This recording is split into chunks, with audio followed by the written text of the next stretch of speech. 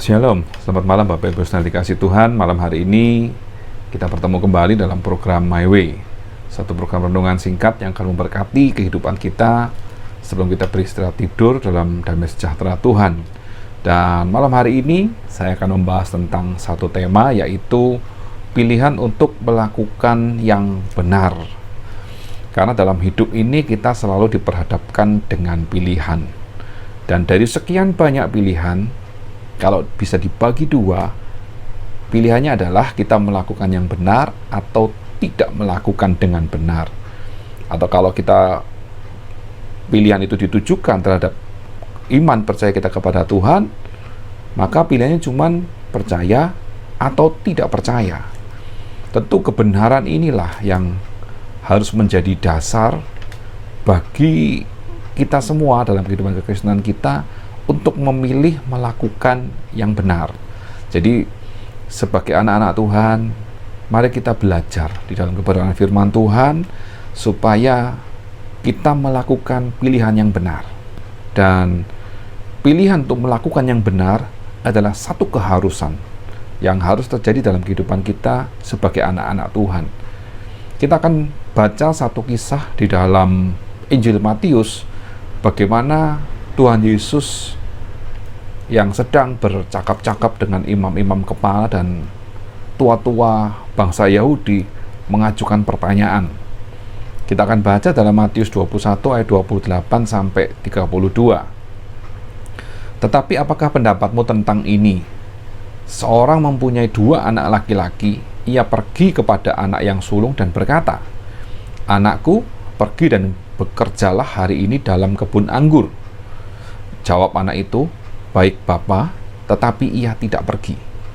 Lalu orang itu pergi kepada anak yang kedua dan berkata demikian juga. Dan anak itu menjawab, "Aku tidak mau." Tetapi kemudian ia menyesal lalu pergi juga.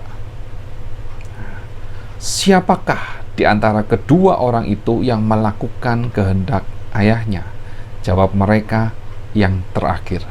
Kata Yesus kepada mereka, "Aku berkata kepadamu, sesungguhnya pemungut-pemungut cukai dan perempuan-perempuan sundal akan mendahului kamu masuk ke dalam kerajaan Allah. Sebab Yohanes datang untuk menunjukkan jalan kebenaran kepadamu, dan kamu tidak percaya kepadanya. Tetapi pemungut-pemungut cukai dan perempuan-perempuan sundal percaya kepadanya.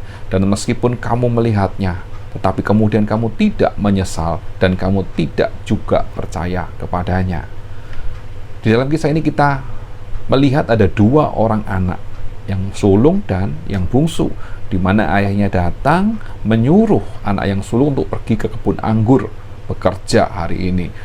Saat disuruh bekerja, anak yang sulung berkata, "Baik Bapa," tapi ia tidak melakukannya, ia tidak pergi. Lalu datang ke anak yang kedua dan berkata hal yang sama. Anak yang kedua menjawab, "Aku tidak mau," tapi kemudian ia menyesal lalu pergi juga. Pertanyaan yang jelas ditanyakan oleh Tuhan Yesus kepada imam kepala dan orang tua-tua bangsa Yahudi. Siapa di antara kedua anak itu yang melakukan kehendak ayahnya? Semua sepakat menjawab yang terakhir. Jadi Bapak Ibu sekalian dikasih Tuhan, pilihan yang benar adalah melakukan apa yang menjadi kehendak dari Bapa kita. Ya, seringkali kita mengerti perintah Tuhan. Seringkali kita mendengar firman Tuhan dan kita sudah merasa paham dengan firman Tuhan yang sering kita dengar. Tetapi firman Tuhan bukan hanya untuk didengar. Firman Tuhan harus dilakukan.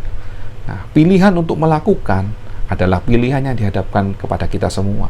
Pada malam hari ini, Tuhan bertanya kepada kita, siapa di antara kedua anak tersebut yang melakukan perintah Tuhan? Tentu kita semua mau sepakat ya, anak kedua yang melakukan perintah itu dengan benar. Biarlah kita belajar untuk melayani Tuhan, melakukan perintahnya dengan setia, dengan sungguh-sungguh.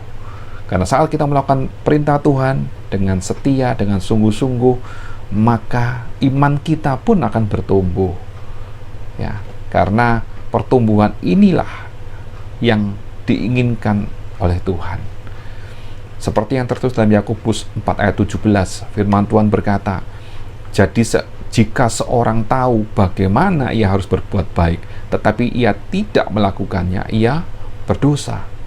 Jadi kalau kita tahu apa yang baik yang harus kita lakukan dalam kehidupan kita, tetapi kita tidak mau melakukannya, kita berdosa di hadapan Tuhan. Jangan jadi seperti anak yang pertama, yang berkata, baik akan saya lakukan, tetapi dalam prakteknya, tindakannya tidak melakukan. Jadi Bapak Ibu Saudara yang kasih Tuhan, bersyukurlah kalau kita sudah dipilih oleh Allah. Karena setiap anak-anak Allah sudah diperlengkapi oleh Roh Kudus untuk bisa mengerti, memahami perintahnya, dan keputusan ada di dalam kita mau melakukan atau tidak. Efesus 2 ayat 10, firman Tuhan berkata, karena kita ini buatan Allah, diciptakan dalam Kristus Yesus untuk melakukan pekerjaan baik yang dipersiapkan Allah sebelumnya. Ia mau supaya kita hidup di dalamnya. Jadi Bapak Ibu Saudara dikasih Tuhan, Allah ini mengerti. Allah sangat memahami diri kita.